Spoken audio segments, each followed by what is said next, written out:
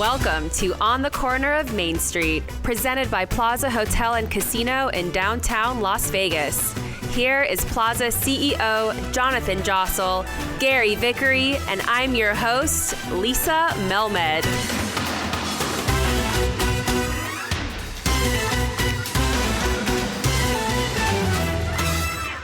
Happy New Year, Jonathan. How's it going? Hey. Hi, Lisa. Let me ask a question. Yes. When can you keep saying Happy New Year until? Like, what's considered etiquette? I read January 7th. Well, we're past that, so let's just stop with the... But we haven't recorded an episode in 2022 yet, and it's our first one, so I think a Happy New Year is in order. Everyone that wishes me Happy New Year, I ask them, at what point are you going to stop with the Happy New Year's? What do they say? Some people say, I'm going to say it to you every time I see you now for the rest of the year. Some people say, sorry, I should stop that. You're right. It's ridiculous. But yes, well, Happy New Year to our listeners. Happy New Year, listeners. If you're listening to this 3 weeks later, I apologize.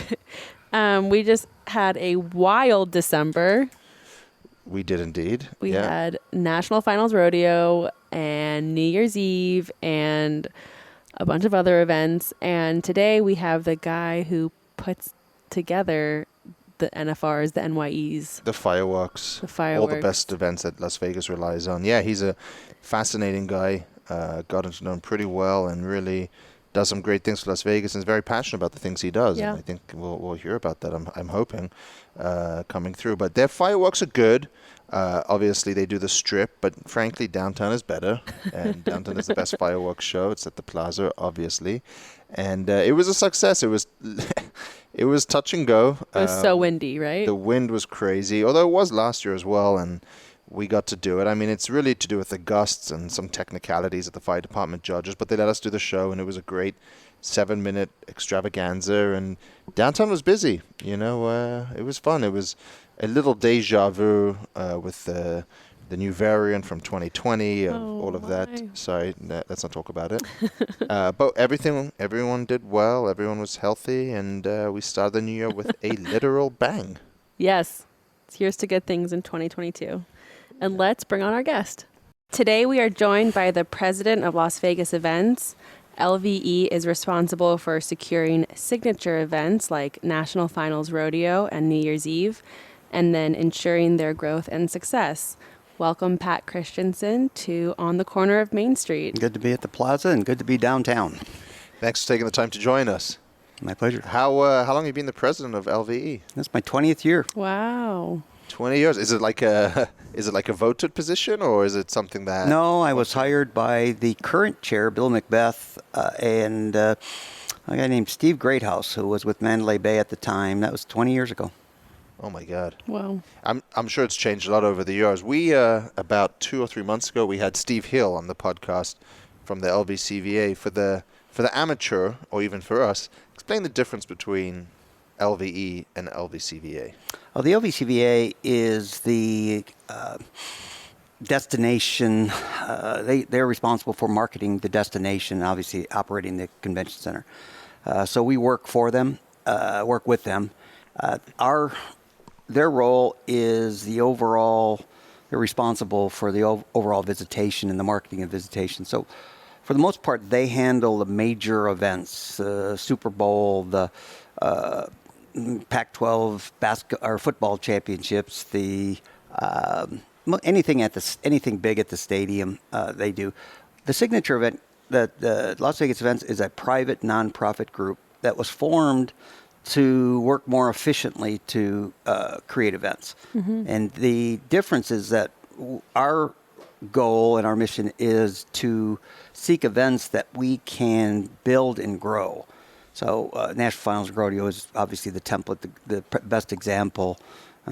Secured that in 1985, and our responsibility is, one, to bring as many visitors as we can with that. And so there's a whole campaign that we use to do that. But we do the Rock and Roll Marathon on the Strip.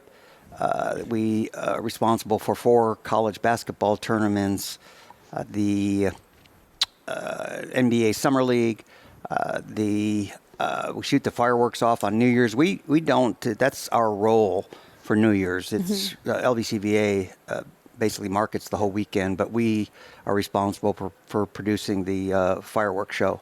And are you involved with shutting down the strip for New Year's No. Eve, or is that also LVCVA? It's mostly Metro. Metro. So the different parties for New Year's Eve are the county and the city and all the responsibility of everything that you did that you guys do downtown, and then the county and Metro for the strip, for securing the strip. We shoot off the fireworks, and the LVCVA is the marketer of the fireworks. So Good point, by the way. Happy New Year as well. Happy New Year. yeah, no, it was interesting because this is, I think, the 19th time we shot the fireworks off the rooftops. That was interesting how that happened. It was Always with Grucci. You always we do it with Grucci, but That's the firework company? Yeah. yeah, the reason the fireworks came about is if you go way back in the millennium,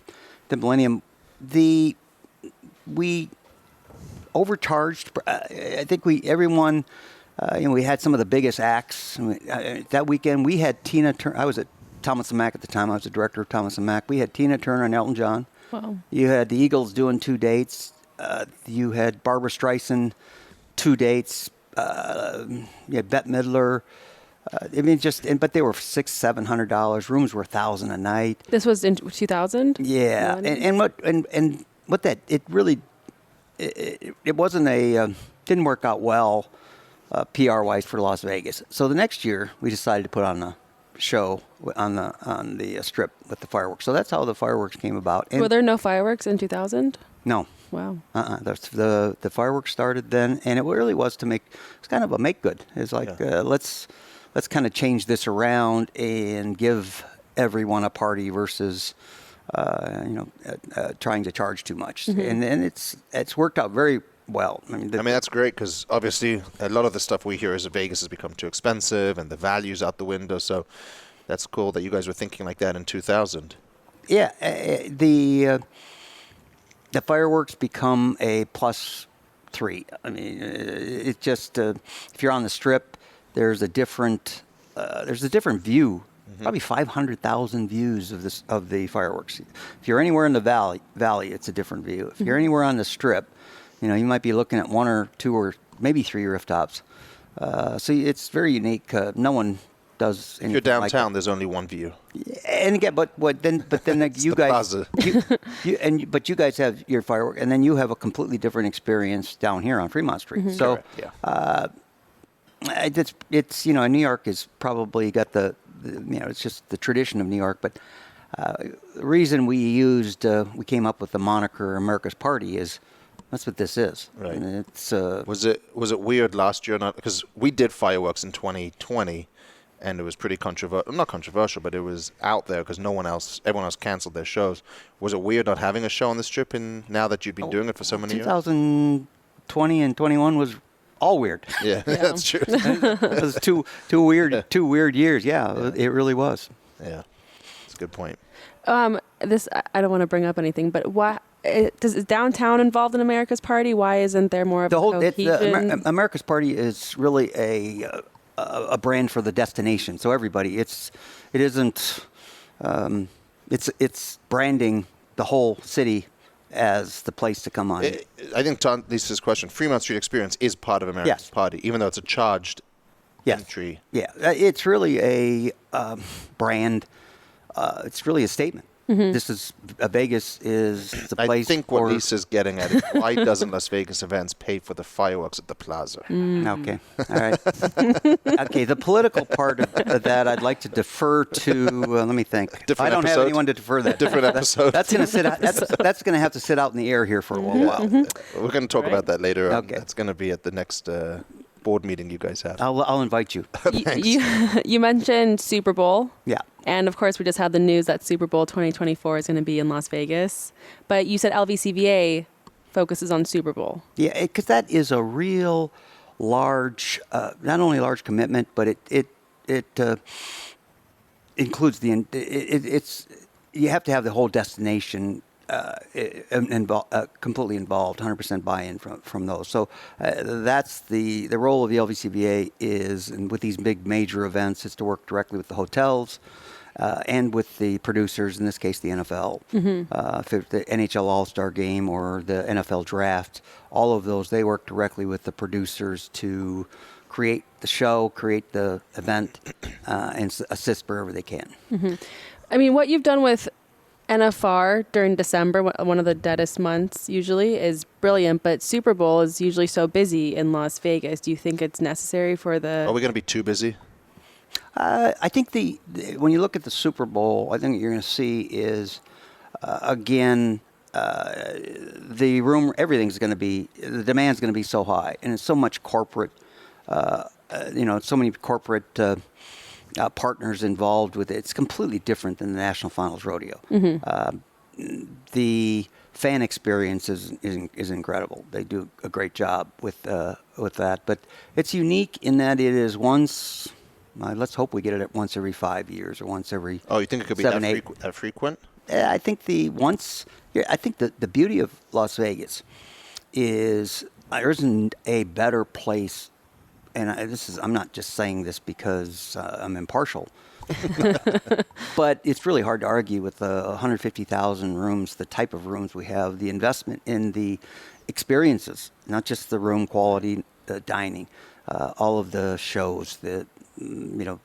15 years ago, we didn't have there was no such thing as a residency. A residency would have been a showroom. And now you have probably 400 or 500 residency dates a year. Wow. With the top artists. Right. So you have the quality of entertainment, dining, the quality of the rooms, and for things like the NFR and events, the ability to customize these with the experience of Las Vegas, the experience of our hotel operators, and the venues, the different. You've got the new expansion of the LV, the convention center, and you've got to renovate. You're going to the next 5-10 years, you'll renovate the rest of it. So there just isn't a better place. So you're saying once the NFL experiences Vegas, you'll never go back. Well, again, it'll be political then. You're not going to get it every year. But I would. I got to say, after Sunday night's game, the energy, the atmosphere, that felt like a Super Bowl right there. That was crazy. Yeah, what a game. The Raiders made the playoffs. What an experience. Yeah. Now all we need is the Raiders to be in the Super Bowl in 24. That would be cool. One thing, Pat, that you missed, or that you didn't say, which maybe is an important thing, is accessibility. When you talk about 150,000 hotel rooms and you talk about all these things, the accessibility of getting people around and experiencing, whether it's Super Bowl, NFL, in these 150,000 hotel rooms, we make it so easy as a town to walk between places. You can't go to other places and experience in that proximity. Well, the location of the airport to everything. Then when you look at when the T-Mobile Arena opened up and we had the Golden Knights, everybody said that was going to be, your gridlock. Didn't happen. Very efficient. Raiders, the same way. The stadium, same way. Everyone thought it would be gridlock. But when you look at the location of the hotel properties and the ability to park and integrate whatever experience you're going to have and then just walk across the bridge, you've got a lot of buses that come through the hotels. So I'll give you an example of the commitment we make. NFR is a good example. We had a problem about 15 years ago with traffic. It was just we couldn't get people in on time for the event to start, hardly ever. We committed to free transportation to guests. So that wasn't really value driven. It ended up being value. It meant to get traffic off the road and get it in more efficiently.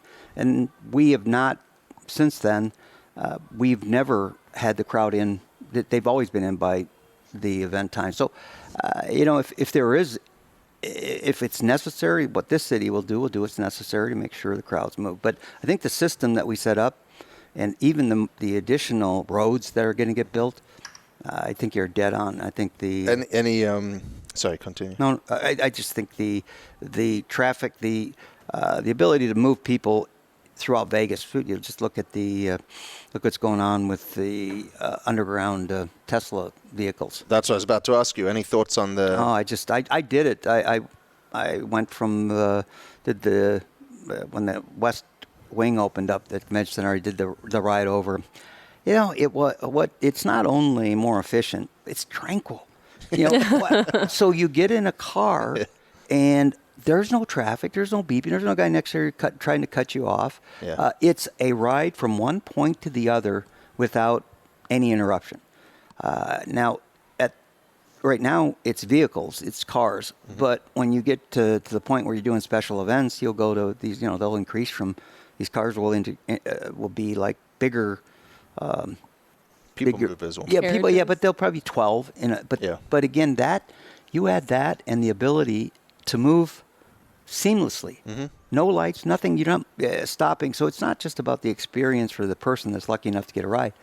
I think you can easily see how it can transport so many people. Mm-hmm. So I think we've wrestled with the traffic for so long, over 20 years, and different ideas on the strip of, and again, and the option would be to literally 5-6 years construction on the strip, and then the beauty of to interrupt all of that. So I think this ended up being and full disclosure, we've signed on to be the first downtown, if we can be. Yeah. The first terminal downtown. We think they're going to be brilliant, even if it's a fraction of the vehicles. It's still a savings on traffic, and it's just a more better experience, like you described. Although I've never used the word tranquil, but I like that the colors are changing.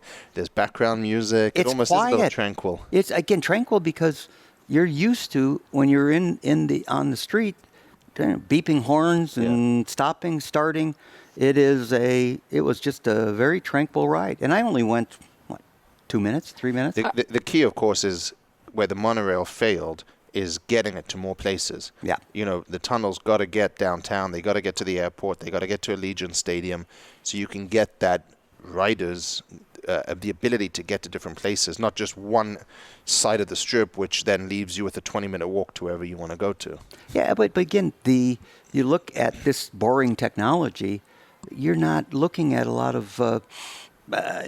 You don't have to interrupt anything to do it, and so I don't. And the cost, I think it's like 10 times less than if we were to try to build roads or try to build a mass transportation above ground. Really? Wow. Yeah, so I would bet in 3 years, at least 70% of the strip and the airport, maybe 4 years, is covered. Wow. Because it's again, when they start boring.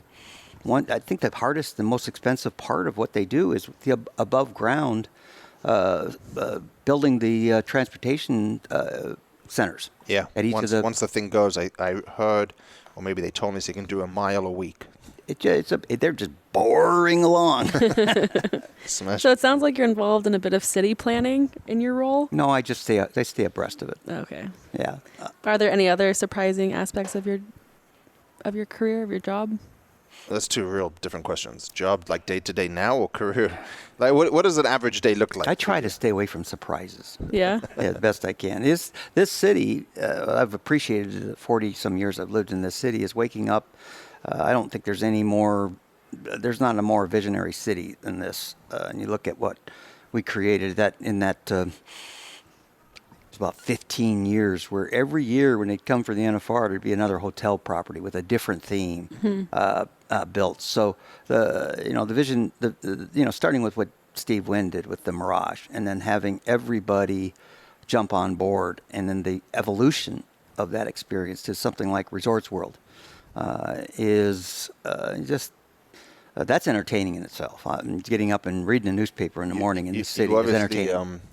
Did you read Pat's book that I gave you? I did. Because in his book, he talks about literally every show, every entertainer. He knows everything. I know you've been involved in every single. He's got his finger on the pulse of all the entertainment happening in this city from the early days. But I do love in all your books and all the podcasts I've heard you on, you always reference Steve Wynn, and I think that's right because you give him a lot of credit for sort of founding the city and the way that things work the way here, and I think he deserves that recognition. Well again, it's there's a lot of risk. If you look at the way he financed it, he had to go use pennies. Vegas was a gamble.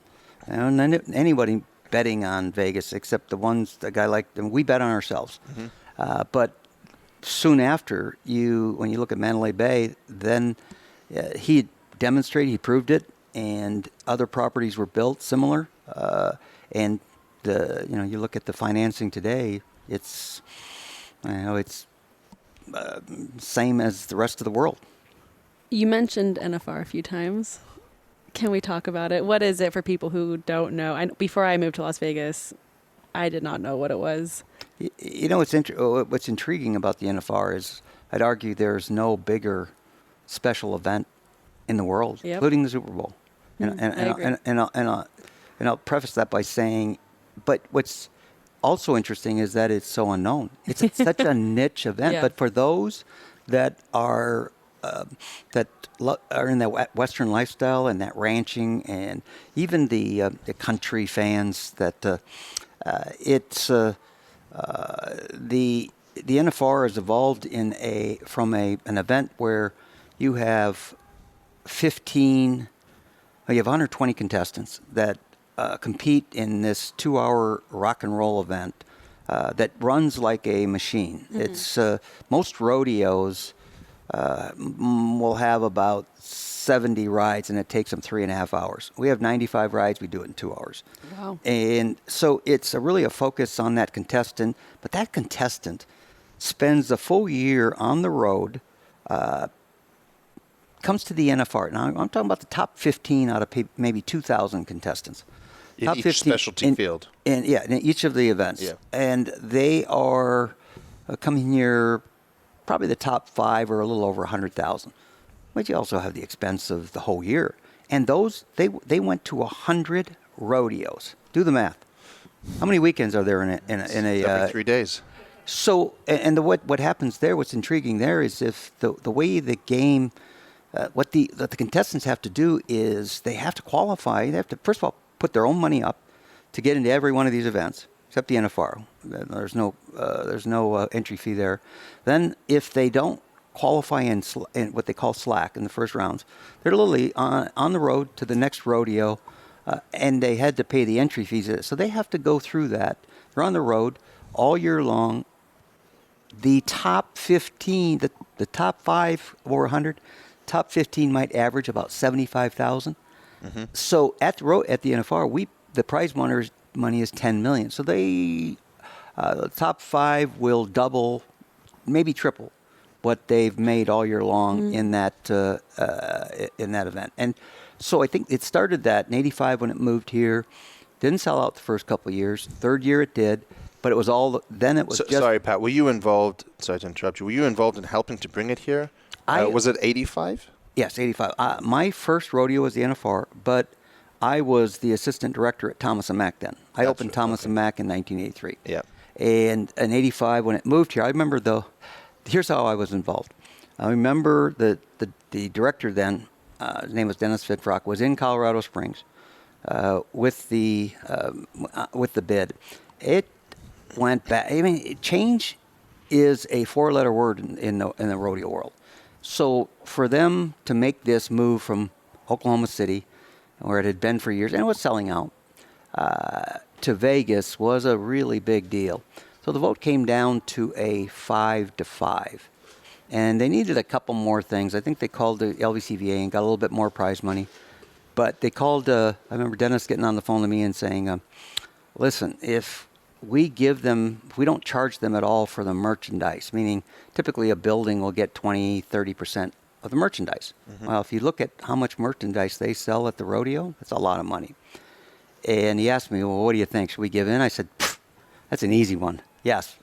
And then again, okay, so it was that close. So that was probably my only role in anything to do with bringing it here. That's a huge role. Yeah. That probably swung the vote. Well, I think that it's when you look at everything as one of the smaller parts, but 87, once it started to sell out, literally we went through like 10, 15 years where that's it. There were, I think, 7 years into it because it was selling out, and we did a new deal. We got the satellite feed. At the time, it was called the satellite feed because what that allowed us to do is anyone that couldn't get tickets could just watch it in the hotel, but there were no viewing parties. You literally had it in the bars, and so it was part of the experience. About 15 years ago, we started to work with the hotels on creating experiences and really upgrading their viewing parties. And now there's probably two or three times as many people in town without tickets. Yeah. And I think that's all. There's three keys to the success of the NFR. One is that competition is the same. You got 15 contestants going against the top stock, best stock, for $10 million in a just a great show at Thomas and Mack. Then you have the hotels that continually look to build on the experiences they've created. And then on top of that, LVE has a very, very aggressive marketing and digital year-round program. So I think that the combination of those three things has enabled, will continue to grow the visitors for the NFR. I know it's fairly political. I'm sure there's debate about it, but is Thomas and Mack a big enough venue for it? If you're saying it sells out every night and has done for 25 years, is there an argument to put it in a bigger venue? I would say if we didn't do the viewing parties, maybe I'd say maybe yes. But when you have that many visitors in town, that's our goal. Our goal isn't whether they buy a ticket for an event and go to the event. Our goal is to have them. And in fact, think about it. Would you rather have them over at Thomas and Mack, or would you rather have them in your hotel? Oh, and I know the answer to that. So as long as we continue to make that, and that's what the hotels have done, they one of the things we worry about, not a lot, because the value of that ticket, we sell it for a Plaza ticket for $107. On the secondary ticket market, they're getting average in the lower level, $450. Wow. So the value of tickets only gone up, while more people are coming to Vegas for the what we call the NFR experience. I love what you said. It's so true. It's like a niche event where the rest of the world and country have no idea what's going on, but there's this core group that absolutely love it, come to Vegas for sometimes 2 weeks. And I would say, and correct me if you disagree, that this is the biggest event of the year, not just in size, but in terms of length. So, for example, we do great when Life is Beautiful's here, but it's 3 days. Or CES, which this year was obviously very challenging, but historically is a great event. These are great events for 4 days, 5 days. You never really get more than 7 days. And all of a sudden, you got this event that for 10 days, our steakhouse is full every night, the hotel's full, the watch parties are full. Depending on your activation, for us, we have a little arena. For others, it's different things, whether it's concerts. There's nothing like this in Las Vegas, and the impact it's had, never mind what Lisa mentioned, which is it took a dead 2 weeks and plugged it in. I mean, to lose it would be a tragedy for the town. Yeah, we're not going to lose it. You're going on record? Well, you're already on record. So wait, you have to renegotiate in 2025? Well, we're already doing that. We've had a great partnership with the PRCA, but they're doing their job. They've got contestants that they want to maximize. You think about it, they are on the road 100 days a year. Mm-hmm. This is the only time the cream of the crop has a chance to really make some money. So that we've got competition now. They proved when they went to Texas that they could do something in Texas. I'd argue that 1 year in Texas isn't really give you a true picture of your ability to do anything near what we've done here in Vegas. But again, it's their decision. So when you say we have competition, is it just Texas? That's the only place? I think so. Yeah. Yeah, I think. But I heard. I mean, did you go out there last year for it? Wasn't there a lot of issues with transportation and traveling back and forth? And it didn't have what Vegas has. A friend of mine that went out there told me that he had to get like a pre-made sandwich in his room at midnight because that was the only thing available. You can't go get 24-hour food, 24-hour entertainment, accessibility. It's not even a competition now. If it comes down to just pure money, that's where obviously only those who know the inner workings will be able to choose that. But from an experience, there's no way you're beating Vegas. No. And let's start with the experience of watching it in the stadium. The only way they can compete with us is if they were to try to sell more tickets. Well, what they'll find is they might sell out the weekends, but you're not going to have. One of the reasons those plaza seats, we turn over this event. It's not very few people go to this. I'd say 10% of this go to all 10 days. What's happened? You go all 10 days? Oh, yeah. Yeah, I go to I'm one of those 10%. How many rodeos in Las Vegas have you missed in the last decade? Well, my daughters used to play basketball, so I'd make those. So not many, though. That's pretty cool. Yeah, it's Texas or any other destination can't come close to this. And the mistake the PRCA would make is if they get an offer from a city, and what Texas could do is buy it. In other words, it's got all the money in the world. They don't like to take. They don't like to lose, so they come up with this big offer. But I think from a brand perspective and from the organization, to have a half-filled stadium watching their rodeo would be a big mistake. So, but I don't think we're anywhere near that. It's we've always had open dialogue. We had great partnership with the PRCA. It's going on over 35 years now. It's just a matter of us working on what's the evolution of what we need to do. Where does the prize money come from? We guarantee it all. It's about the commitment to the NFR is about $19 million. But and when we made the last offer, we, for the first time since I was here, we lost money because the commitment was higher than we were willing to raise the ticket price. Over the 5 years that we've had this, we're now breaking even and making even a lot, which isn't really our goal. If we were a company, if we were the NFL, that ticket would be average $200, $250 in the or more. So what happens though is those people that moved from Oklahoma City had tickets in Oklahoma. We honored them here. So you probably have 70% of that arena, maybe 80, that has had those tickets for 35 years. Since Really? 85. Yes. Wow. And we honor it. I kind of like I'm a Packer fan. I kind of like to think that we're like the Green Bay Packers, where you have just. Have you always been a Packer fan, or just always. now that they're winning? No, I grew up. I go back to. I'll give you some name. Jim Taylor, Bart Starr. Okay. So I go back to the. Did you go to the Ice Bowl? I'm from Wisconsin. I didn't go to it. I watched it. Okay. I remember watching it, but that's how I view our NFR fans, and Like partial ownership. not so much. Yeah, I guess so, because they've got those are their tickets. We're not. They're not going to be. We're not looking and say, listen, you can't. And I think it's one of the reasons we've kept the ticket price low, because in a way you could price them out. And we've been able. It's a model that is. It's kind of like Garth Brooks. You don't. You got the Rolling Stones that average ticket at T-Mobile is $600. Average. So It's a good show. it's a good show. Yeah. It was a good show. But what happens with that is those people. Let's say you have 4 season tickets. Well, if you put your half of them on the market, you've paid for your trip to Vegas and more. Hotel, you can go see a couple concerts. Go do some shopping at Cowboy Christmas. You can do whatever you want. And then what happens? We bring a different customer. So we turn over in Thomas and Mack. We probably turn that over 3 times.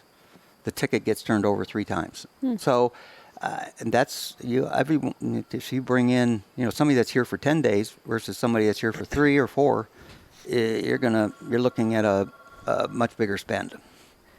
Can you talk about how the production level has changed in the arena, specifically how you brought fireworks after seeing them at a KISS concert? Oh, my goodness. Yeah. So actually that started with the Rebels. So I remember we had the Monday after a KISS concert, they did fireworks. It was inside, and we had coming from the convention. Where was the KISS concert? Sorry, at Thomas and Mack. Oh, yeah. cool. Yeah. So and what year about was this? Oh, sorry. Probably 89, 90. So the next on that Monday, went to our operations manager and I said, listen, if they can. We had a light show that came from the convention center. It really was when we had Tark here. We had this Gobo shark that went around it. Everything went light. We did lasers and spotlights. And I said, well, KISS can do fireworks, or if a concert can do fireworks, why can't we? And my operations manager just disappeared. He just walked out of the room. And then a week later, he comes back. We're doing fireworks. Nice. So it started at the Rebels, with the Rebels, and then we integrated into NFR. What, did you know Talk? Yeah. He's a good guy. Yeah. Amazing coach. Yeah. There was no one that was, I don't know if he was ever, I guess he'd smile here and if he won all the time, but no one hated to lose more than Tart. That's the great coaches. They're never happy. They never settle. Yeah. And so, he was a legend. Unbelievable. I have to ask about the animals during NFR. Just, it's a real simple question, because people always say, the people that, you talk about the niche group, and then you talk about the wider audience. For the people that don't know, is it cruel to the animals? No. Again, you look at, it's probably the best thing ever happened to them. The care these animals get, they don't normally get anywhere else. They got a short life the other way. And the care that they get, the one run, say, I think our calves might make 3 or 4 runs while they're here. Again, these animals are steers, the cat, they're pretty strong. So it's not like a cat or a dog. And again, the ranchers, it's just a joke that there is that you have people that are concerned about them. But we got a lot of people that are in the suite, and during the, I say a lot here and there, we have people walk out and want to walk around the concourse because they don't see those little calves get tied up in a rope for 8 seconds. Right. Yeah, well, they do stop them pretty quick. In fact, isn't your own expression, they stop it on a dime? Yeah. Well, it's funny you say that. So the size of the arena was a real issue when we opened in terms of the dirt. And it's really only like 170 feet. And we asked, this is 85, first year, we asked one of the former world champs, what do you think about Press did, what do you think about the length of the arena? And the contestant said, I'd stop a steer on a dime for the money they're paying us. Yeah. And again, if you watch the NFR, there's no reason it needs to be any bigger. If you don't catch a calf or a steer right away, you're not in the running anyway. Mm-hmm. So, no, the production of the NFR has really, I'm going to talk about production of the NFR. When we first, it was probably like 10 years, after every ride, I'm talking about 95 rides, we had a little mariachi band in the back, like 5-piece band that would go, I mean, it played the same tune every time. Mm-hmm. And we switched to rock and roll. Mm-hmm. So you went from that, evolved from that very traditional to the pace of the rodeo's always been the same since it moved here. But what we've done is evolve that experience of integrating pyro, lasers, the video screens, and just the stock themselves. Mm-hmm. You've convinced me. I'm going to sponsor a bull next year. There you go. Sponsor a bull. There you go. What do you think? And correct me if I'm wrong, but historically, Benny Binion is credited with bringing the rodeo here, or a big piece of that, back in the 80s. How's downtown evolved in its participation in the rodeo? I would say a lot. It's the Binions, and yes, Benny was, if it weren't for Benny, we would not have, the NFR wouldn't be in Vegas. He was the connection to I don't think Vegas even knew about rodeo. I mean, we had Eldorado, but the NFR wasn't on our radar. It was Benny that woke up the rest of the city, and once he made the case, everybody came on board. But he also... Somebody told me that if they could see our rodeo arena, as sort of unglamorous as it is, in downtown Las Vegas, Benny would be smiling in his grave. Yeah. Well, he's smiling anyway. It just was his influence. Yeah. With he had Benny, any cowboy that came into town stayed free at he fed him at the horseshoe. Wow. So had a great connection with the Cowboys. So one for Benny. But downtown, you look at the downtown without the canopy, and completely different downtown. But that's in '85. That's what it was.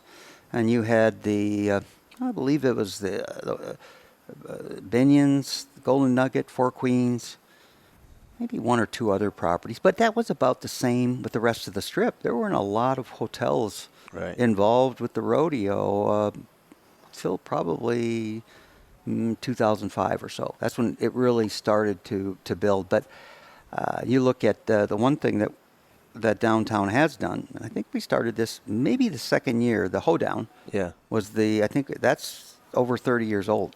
The opening night. Opening night, Wednesday night, we open up the rodeo, and every year it's packed. It's like New Year's down here. From what I can tell, Jackie Gorn didn't do much with the rodeo at the Plaza, even when he owned it. In those early days, obviously his son Michael is now taken over as the leader. Michael is the new Benny Binion. Yeah. Michael, when he was when he owned the Gold Coast, Orleans. I think he focused mostly on the Gold Coast, but he had a full-time person that went to all the rodeos. Mm-hmm. Now you look at the South Point today is the preeminent leader at the NFR. I mean, with the team roping, with the brand they built over the years, they fill the rooms, that whole hotel next to them, or that timeshare thing next to them as well. It's the best equestrian center in the country. Well, but not just for the equestrian center, the experience, the NFR, if you want to hang at the South Point because it's just got that, it's got that brand. But you got a lot of properties that are catching on now. A lot of properties are creating things and slowly but surely building it. But the key to Michael's success, he's committed. He's been on the NFR. He's been on the NFR committee since it started. He has the things that he has done for the PRCA above and beyond. Every year he comes up with something. So, NFR aside, any thoughts on downtown as a destination, the reinvestment that we've all undertaken here in the last sort of decade? Obviously, you're familiar, or you've been a part of Life is Beautiful.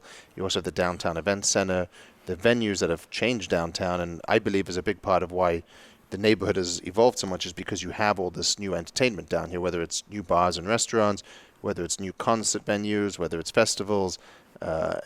It's giving people a new reason. Once they get down here and they see it, then it's a different story because it's changed so much in the last 10 years. Yeah, there's a couple ways that downtown takes advantage. One is they participating and working with us on all of our different events like the NFR or our different bowl games. And so you'll either work with us, but now you have the Downtown Events Center. You have you've got a brand new canopy. You've got the stages. You've created a whole niche here. And NFR is a great example. Is you take an event like that, and because you kick off the rodeo, I'm sure that helps a lot with all of what you do throughout. The country. Golden Nugget's got 10 nights of country acts. You've got viewing parties up and down. You guys have viewing parties. You have equestrian event. So that is that's the commitment, not just for the NFR, but that's really how you grow it. Yep. When you talk about rock and roll, there's a sparkle in your eye. Yeah. What was your favorite concert that you've ever been to? It's just I'd have to go with about 50. You can't say anything worse than one of our previous guests who said Taylor Swift. So whatever you say is going to be Taylor Swift is amazing. Don't knock Taylor. It's not the best concert. It should be no one's best concert. I'm an oldster. She's not on my radar. And ironically, country's not on my radar because I'm a rocker. I'm an old rocker. I'm an oldster.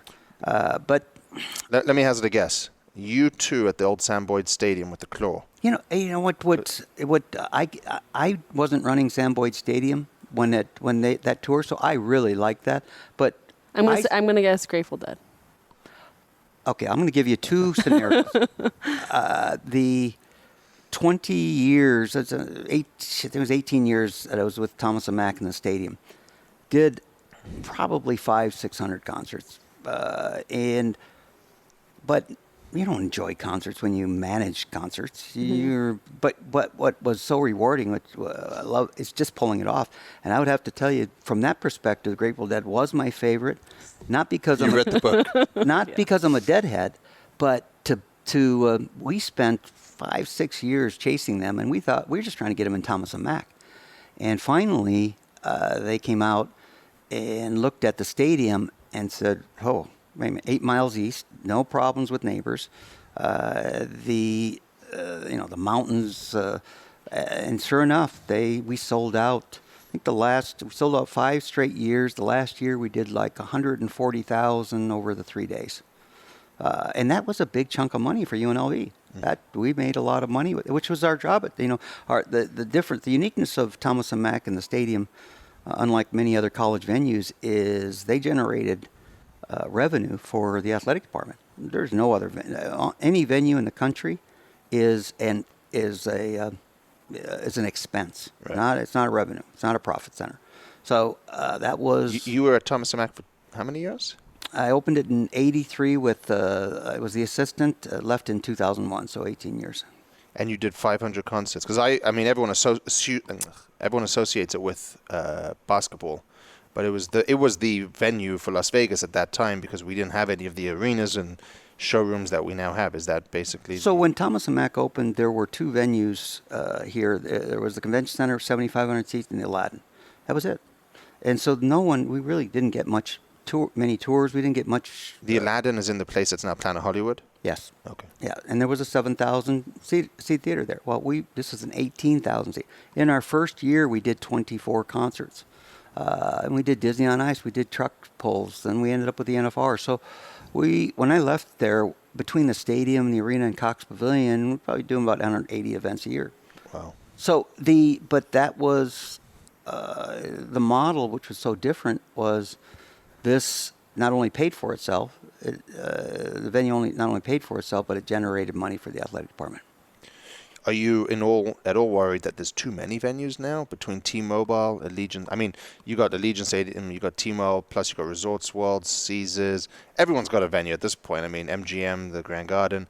Do you think there's too many venues? Are we at a risk of overpopulating? It's not like the... Bring it on. Build more. In fact, they are. Madison Square Garden is building the Sphere. Are you involved with that at all? No, just waiting for it to open so I can go to some more concerts in the most incredible concert venue in the world. Wow. It won't. That's not an overstatement at all. This thing is it's got the most incredible video, sound. So no, I don't. I think what happens here is, if you look back 15 years ago, we weren't doing any residency day. We're doing over 500 now. Mm-hmm. So you look at the way touring is changing. These acts are saying, well, why would I run around the world, spend all this money? Why not just dock it? Look at Santana. I mean, and I think what you're going to see is that's going to be more and more of a trend, is that they're going to just settle in. I heard Katy Perry's a great show at Resorts World. Again, not my stuff. Not mine. Adele?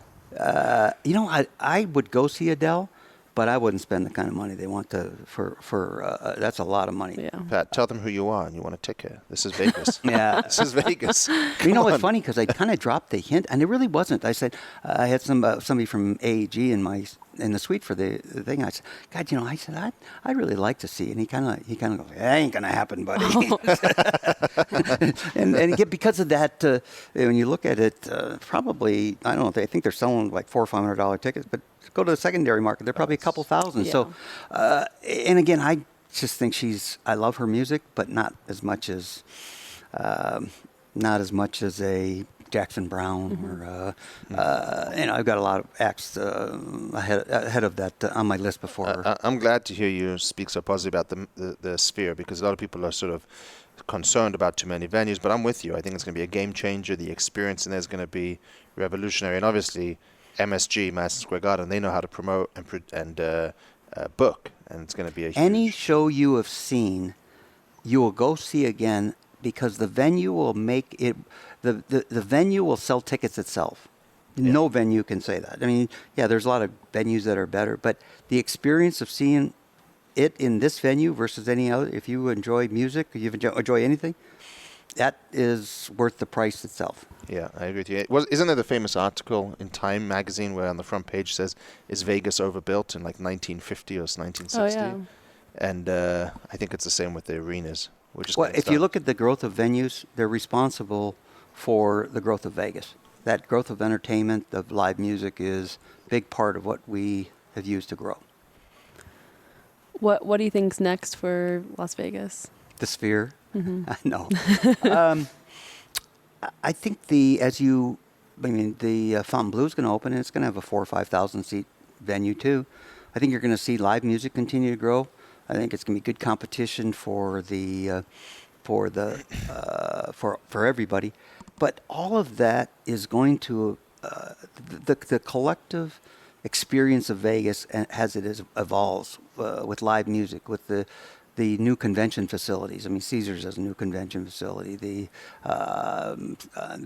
Resorts World. So as you build these, you're also building.